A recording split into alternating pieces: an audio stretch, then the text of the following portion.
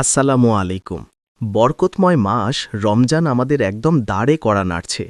আমরা কি মানসিকভাবে এবং আধ্যাত্মিকভাবে তৈরি?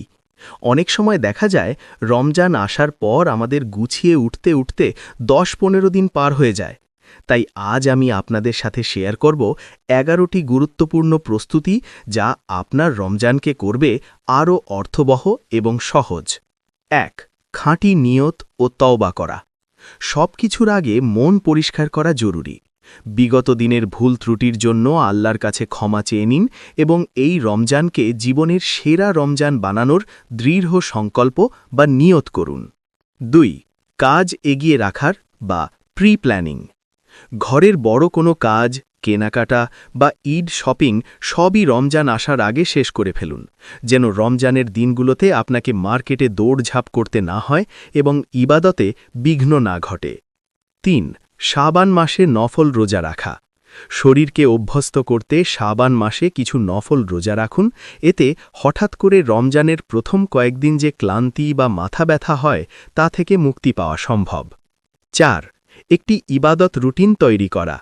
আপনার সেহেরি, ইফতার, তারাবিহ এবং কোরআন তিলাওয়াতের নির্দিষ্ট সময় নির্ধারণ করে একটি রুটিন লিখে ফেলুন। রুটিন থাকলে সময়ের অপচয় কম হয়। ৫. কোরআন তিলাওয়াতের প্রস্তুতি। যাদের কোরআন পড়ার গতি ধীর বা যারা শুদ্ধ করতে চান তারা এখনই চর্চা শুরু করুন। লক্ষ্য নির্ধারণ করুন যে এই রমজানে আপনি কতটুকু বা কতবার খতম দেবেন। ৬. বাজে অভ্যাস বর্জন শুরু করা। ধূমপান, অতিরিক্ত সোশ্যাল মিডিয়া আসক্তি বা গীবত করার মতো অভ্যাসগুলো এখন থেকেই কমানোর চেষ্টা করুন। রমজানে হঠাৎ করে এগুলো ছাড়া কঠিন হয়ে পড়ে। ৭. স্বাস্থ্যকর খাদ্য তালিকায় মনোযোগ। রমজানে ভাজা পোড়া খাওয়ার ধুম পড়ে যায়। এখন থেকেই ঠিক করে নিন সেহেরি ও ইফতারে পুষ্টিকর ও হালকা খাবার কি কি রাখবেন। একটি খসড়া ডায়েট চার্ট তৈরি করে ফেলুন। ৮. দ্বীনি ইলম বা জ্ঞান অর্জন। রোজা ভঙ্গের কারণ, তারাবিহ ও জাকাতের মাসালাগুলো একবার ঝালিয়ে নিন। একটি ভালো ইসলামিক বই বা লেকচার সিরিজ বেছে নিতে পারেন এই সময়ের জন্য। ৯. সদকা বা দান খয়রাতের বাজেট।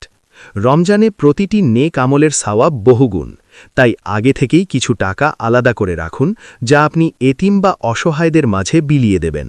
১০. প্রয়োজনীয় গ্রোসারি বা বাজার সেরে ফেলা। তেল, ডাল, চিনি বা খেজুরের মতো শুকনো খাবারগুলো আগেই কিনে রাখুন। রমজানে বাজারের ভিড় এড়িয়ে সময় বাঁচানোই বুদ্ধিমানের কাজ। ১১. দোয়া ও মোনাজাতের তালিকা। আমাদের অনেক চাওয়া থাকে আল্লাহর কাছে। একটি ডায়েরিতে আপনার বিশেষ দোয়াগুলো লিখে রাখুন যেন ইফতারের আগের মূল্যবান সময়ে আপনি কোনো কিছু চাইতে ভুলে না যান। এই প্রস্তুতিগুলো যদি আমরা নিতে পারি, ইনশাআল্লাহ আমাদের রমজান হবে অনেক বেশি গোছানো এবং ইবাদত হবে প্রাণবন্ত। মনে রাখবেন, প্রস্তুতি মানেই অর্ধেক সফলতা। ভিডিওটি ভালো লাগলে শেয়ার করে অন্যদেরও প্রস্তুতি নিতে সাহায্য করুন। আল্লাহ আমাদের সবাইকে রমজান পর্যন্ত পৌঁছে দিন। আমিন।